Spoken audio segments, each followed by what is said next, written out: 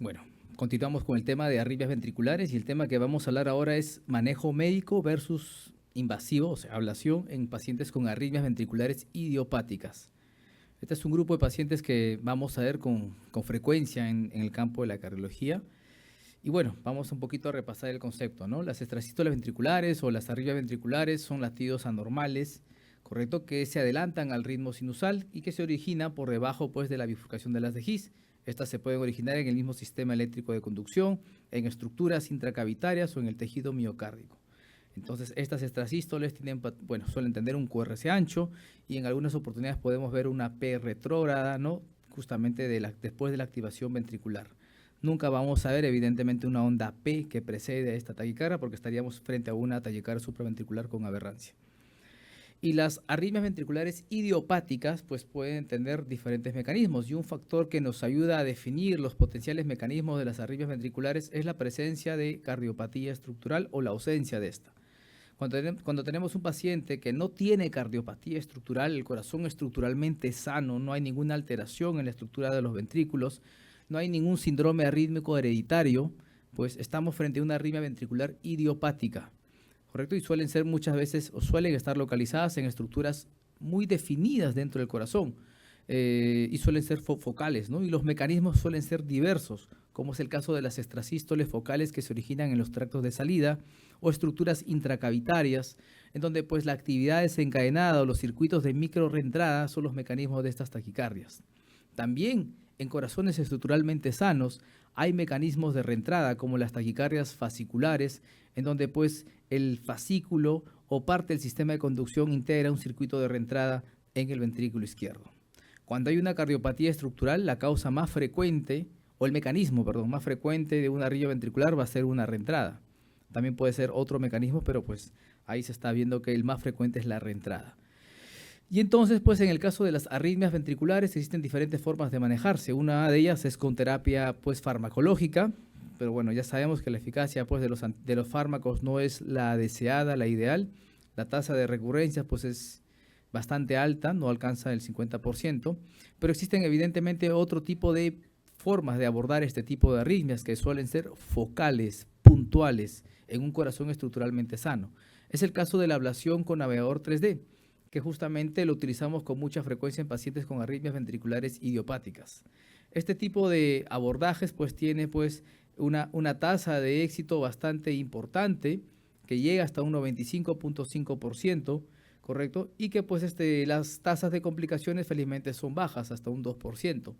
Gracias al advenimiento de las nuevas tecnologías, el navegador 3D, los catéteres con fuerza de contacto, la ecografía intracardíaca, pues ha ayudado a que estos números cada vez sean más importantes en eficacia y sean más seguros, ¿no? ¿Qué dice nuestra experiencia? Ya tenemos haciendo ablación 3D en INCOR desde el año 2017 y esta es nuestra pues estadística en relación al éxito agudo para el caso de arritmias ventriculares idiopáticas, que es un número muy interesante para las TB fasciculares también y las TBs asociadas a cicatrices menor. Pero este es el éxito agudo, con la sensación que yo salgo de la sala de que lo conseguí, ¿correcto? La idea es ver pues qué pasa en el tiempo, ¿no? ¿Qué pasa al año? ¿Volvió la arritmia o no? Eso es lo que tenemos que ver. Y nuestros números son estos, nuestras estadísticas de que la recurrencia o la sobrevida libre de recurrencias pues al año es de 77% para arritmias ventriculares idiopáticas, para las TB fasciculares 93% y las que se asocian a cardiopatía o cicatriz es un 75%, ¿correcto? Ahora vamos a hablar un poco del manejo de las arritmias ventriculares idiopáticas. Como les comenté, suelen ser o son arritmias focales, están en un determinado punto dentro de los ventrículos. Puede ser en el ventrículo derecho, puede estar localizado en el tracto de entrada, en estructuras intracavitarias del ventrículo derecho, en el tracto de salida del ventrículo derecho, pueden estar en el ventrículo izquierdo, adyacente a las cúspides, músculos papilares, etc. Son lugares específicos, puntuales, focales, donde existe un determinado grupo de miocardiocitos que tienen alguna alteración eléctrica que por diferentes mecanismos, actividad desencadenada u otro, pues gatillan de manera intermitente estas arritmias y que obviamente pues pueden impactar en la vida de los pacientes, en la calidad de vida. Por lo tanto, pues ofrecemos o planteamos algunas formas de manejo de las extrasístoles ventriculares. Y evidentemente una evaluación clínica inicial es fundamental, ¿no? Completa, evidentemente, para poder establecer si el paciente tiene o no tiene cardiopatía estructural. Si el paciente no tiene cardiopatía estructural, como hemos comentado, ¿correcto? Lo que tenemos que evaluar ahora no es la carga rítmica inmediatamente, sino hay que evaluar el impacto clínico que tiene esta arritmia ventricular en el paciente. Y en base a eso poder tomar decisiones. Si yo tengo un paciente con extrasístoles ventriculares con una carga de 1%, pero estas extrasístoles molestan al paciente, le genera síntomas. Por más baja que sea la carga, igual tengo que tratarla porque está alterando la calidad de vida del paciente. Acá tengo que definir luego cómo voy a tratar esta arritmia ventricular. Si el paciente es asintomático, pues también tengo que evaluar otros aspectos, ¿no? Ver si estas extrasístoles ventriculares están asociadas a un deterioro progresivo de la fracción de eyección, como una cardiomiopatía asociada a extrasístoles, que lo vamos a ver evidentemente en pacientes con carga rítmica muy alta, más del 10, 15, 20%, o pacientes con extrasístoles ventriculares que generan o que desencadenan o gatillan fibrilación ventricular, ¿no? Muchos pacientes, pacientes con extrasístoles ventriculares idiopáticas, aparentemente benignas, pues pueden cursar episodios sincopales y muchas veces puede ser una extrasístole ventricular que esté gatillando una fibrilación ventricular. Por lo tanto, en este grupo de pacientes hay que tratarla incluso pronto, ¿no? Para poder definir el manejo de estos pacientes. Si nuestros pacientes, entonces, que tienen extrasístoles ventriculares idiopáticas, que son asintomáticos, que no hay ningún compromiso en la fracción de eyección o en los diámetros del ventrículo izquierdo y no está generando pues episodios de arritmias ventriculares complejas, totalmente asintomático, pues se plantea el seguimiento clínico o incluso si la carga rítmica es importante, más del 15 al 20%, hay scores específicos que evalúan la probabilidad de que el paciente haga una cardiomiopatía extrasistólica para definir en estos pacientes asintomáticos con alta carga rítmica la necesidad de plantear algún tipo de tratamiento o solamente hacerle seguimiento clínico. Y una vez que establecí si el paciente necesita o no ser tratado, tengo dos opciones, terapia médica u otras estrategias, como la ablación con radiofrecuencia. ¿Cuál es la estrategia más adecuada para el paciente que debemos de plantear? Pues esto hoy lo vamos a presentar y discutir. Entonces, cuando tengo un paciente con una arritmia ventricular idiopática basada en la última guía europea 2022, ¿qué es lo que nos recomienda? Miren este dato muy interesante. Si el paciente tiene una extrasístole ventricular cuyo origen está en los tractos de salida del ventrículo derecho o es una TB fascicular, por eso es importante lo que el doctor Mario Cabrera mostró en la mañana, la utilidad del electrocardiograma para conocer el origen del extrasístole ventricular. Porque con esa información, si yo puedo definir que esta extrasístole ventricular proviene de los tractos de salida del ventrículo derecho, pues mi paciente calza en esta indicación. Pues la ablación con catéter se puede considerar una terapia de primera línea. Evidentemente en pacientes que tengan indicación de ser tratada la extrasístole porque son sintomáticos o porque la carga rítmica pues está elevada y está generando pues algún compromiso clínico en el paciente. Si la extrasístole viene de los tractos de salida, la ablación se debe considerar como terapia de primera línea en la actualidad, al igual que la ablación, al igual que el manejo de una taquicardia fascicular, ¿no? ¿Correcto? ¿Y qué pasaría pues si la extrasístole, que hemos documentado en un electrocardiograma de 12 derivaciones y en todas las derivaciones está la extrasístole, pues no se origina en el tracto de salida del ventrículo derecho, se origina en el tracto de salida del ventrículo izquierdo, se origina en una cúspide, se origina en un músculo papilar o una banda moderadora u otra estructura diferente al tracto de salida del ventrículo derecho, ahí sí. La recomendación de la guía europea es que primero empecemos con fármacos, entre ellos beta bloqueadores o bloqueadores de canales de calcio no dihidropiridínicos. Entonces, acá es importante la utilidad del electrocardiograma. Miren qué importante es el electrocardiograma, la localización del extrasístole para yo como clínico poder orientar correctamente a mi paciente y decirle cuál es la recomendación de la terapia que le corresponderá según la localización de su extrasístole en el contexto de una arritmia ventricular idiopática. ¿Correcto? Entonces, esto es lo que las guías pues en la actualidad nos recomiendan y aquí les muestro un gráfico, ¿no? Miren ustedes este gráfico tan interesante. Paciente que tiene indicación de tratar su extrasístole, ¿correcto? Y que esta viene del tracto de salida del ventrículo derecho o es una TB fascicular, pues la ablación con catéter es la que debemos considerar como terapia de primera línea, ¿correcto? Y los beta bloqueadores o bloqueadores de canales de calcio es una segunda opción en caso pues el paciente no tenga acceso a este tipo de intervención. Es totalmente diferente o a la inversa en pacientes que tienen extrasístoles que no vienen del tracto de salida o es una TB fascicular. Aquí sí la terapia médica es la primera que recomendamos y los beta bloqueadores o bloqueadores de canales de calcio se consideran como la recomendación clase 1 o la primera recomendación en el tratamiento. Si es que el paciente es refractario, sintomático a pesar de esta terapia, pues podemos optar por otras clases de tratamiento como antiarrítmicos de clase 1C, propafenona en nuestro medio, o la ablación con catéter con la misma clase de recomendación. Entonces el electrocardiograma es crucial para poder definir el origen del extrasístole y en base a eso dar una recomendación de manejo al paciente. Acá tengo otro escenario, paciente con extrasístoles ventriculares con alta carga rítmica, o sea, más del 10%, y que en el ecocardiograma encuentro que tiene una FEBI reducida, ¿correcto?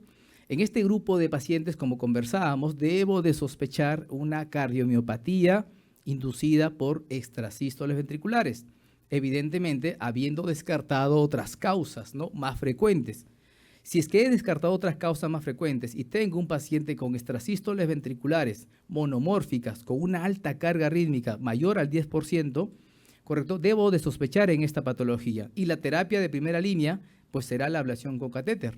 Si logro eliminar la arritmia en el seguimiento, si veo que se revierte esta caída de la fracción de eyección, concluyo y confirmo el diagnóstico de una cardiomiopatía asociada a extrasístoles.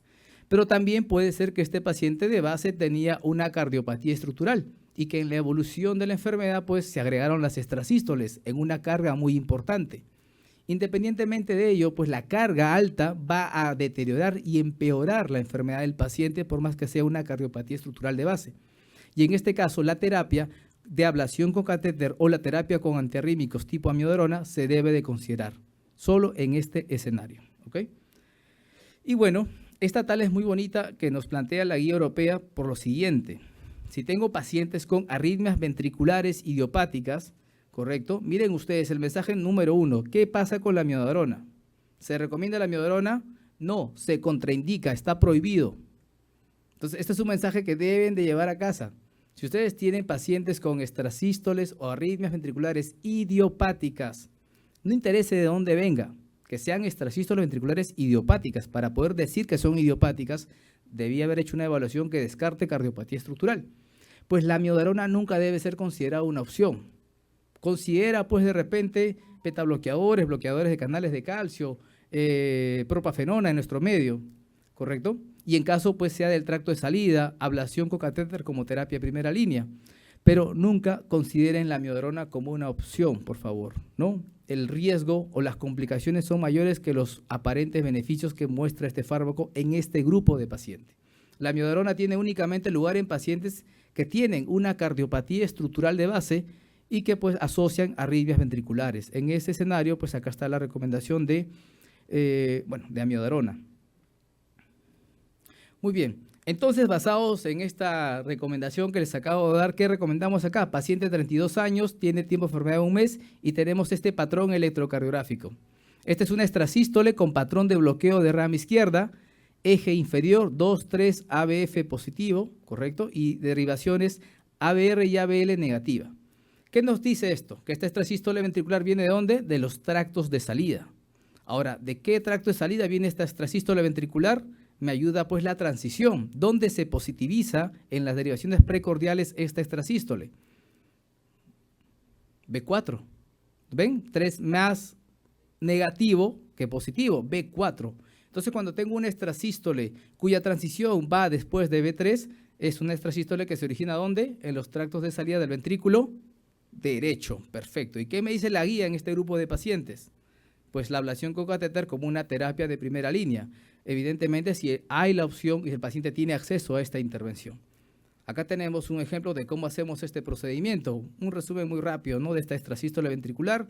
Hacemos la ablación con navegador 3D, reconstrucción anatómica tridimensional de la cámara de interés, tracto de salida ventrículo derecho. Tomamos puntos para hacer el mapa de activación hasta encontrar de manera consistente la zona de mayor precocidad. Y la zona de mayor precocidad es el lugar donde se origina la arritmia. Es una arritmia focal, en donde pues tenemos un electrocardiograma bipolar bastante precoz en relación al QRS y el unipolar pues es QS. Con toda esta información pues lo que toca es aplicar radiofrecuencia y eso es lo que vamos a hacer. Aplicamos radiofrecuencia en este punto donde se origina esta extrasístole ventricular, aún vemos extrasístoles, ¿correcto? Y cuando empezamos a aplicar radiofrecuencia, pues evidentemente se fueron las extrasístoles. Y eso es lo que conseguimos entonces, después de aplicar radiofrecuencia en un solo punto, logramos eliminar definitivamente las extrasístoles ventriculares. Acá tengo otro ejemplo clásico, taquicardia, QRS ancho, patrón de bloqueo de rama derecha, transición B4, B5, eje superior izquierda, onda Q en ABL, criterios para TB fascicular, evidentemente miren ustedes está disociado. En este caso, pues la ablación con catéter es la terapia de primera línea y eso es lo que pues muestro aquí. Reconstrucción 3D del ventrículo izquierdo, abordaje retroaórtico, definimos las zonas de los fascículos, encontramos las zonas de interés potenciales P1, P2, aplicamos radiofrecuencia en dicho lugar y evidentemente cuando ya empezamos a aplicar, a los pocos segundos pues la extrasístole o la taquicardia tiene que parar. Acá en naranja es donde cuando ya empezamos la aplicación de radiofrecuencia y miren ustedes, en menos de un segundo la taquicardia se detuvo, se eliminó ese foco arrítmico. ¿Ok? Este es otro ejemplo, pero acá sí tenemos otra taquicardia, una taquicardia con morfología diferente, patrón de bloqueo de rama derecha, eje superior, y evidentemente pues sugiere que su origen está en el músculo papilar. Acá utilizamos ecografía intracardíaca, miren ustedes, encontramos el punto de mayor precocidad, aplicamos radiofrecuencia, se fue la extrasístole y listo. Entonces, la ablación, comparado con los antiarrítmicos, tiene un impacto en la calidad de vida de los pacientes. Acá cuando hemos realizado un estudio en nuestra institución y hemos comparado ambas estrategias en pacientes con arritmias ventriculares y aplicándoles el cuestionario de calidad SF36, vemos que los del grupo ablación 3D tienen un puntaje mayor comparado con los que recibieron solo antiarrítmicos con una P significativa, lo cual muestra pues que la ablación muestra una mayor efectividad en mejorar la calidad de vida de nuestros pacientes. El tema es, y muchos nos dirán, doctor, pero pues usted dice, pues, clase de recomendación 1, porque dicen los europeos, pero la ablación es muy cara, pues, cuesta muy caro a la institución, va a empobrecer de salud. No, usted está viviendo en una nube. Pues no, vamos acá a hacer también algo más objetivo, vamos a hacer una evaluación económica. No vamos a hacer, ya hicimos la evaluación económica comparando la ablación con radiofrecuencia versus los antiarrítmicos. Y cuando realizamos un análisis de costo-utilidad con un horizonte temporal a 4 años, vemos que sí, a 4 años la ablación todavía es más costosa que los antiarrítmicos, pero los ABAC promedios son mayores en el grupo ablación, encontrando una razón costo-utilidad incremental de 15.684, el cual se encuentra todavía a 4 años como una tecnología más costosa pero más efectiva. Por lo tanto, aquí nosotros tenemos que trazar una línea que se llama el umbral costo-efectividad. Para nuestro país es de $21,000. Con 15.000 implica de que estamos por debajo, lo cual se considera que esta es una tecnología costo efectiva y costo útil. Pero obviamente, pues cuando nosotros curamos al paciente no lo vamos a curar por 4 años, lo vamos a curar de por vida. Y lo tenemos que comparar con los pacientes así, con un horizonte temporal según la esperanza de vida. Y cuando comparamos ambos grupos, pues vemos que los pacientes que fueron a ablación gastaron $7.910 cada uno, comparado con los que reciben antiarrítmicos, que ellos van a mantenerse en nuestro sistema toda la vida. Toda la vida tienen que recibir sus fármacos, toda la vida tienen que venir pues de otras ciudades al INCOR, hacer sus gastos de traslado, fármacos y una serie de exámenes que le tienen que hacer.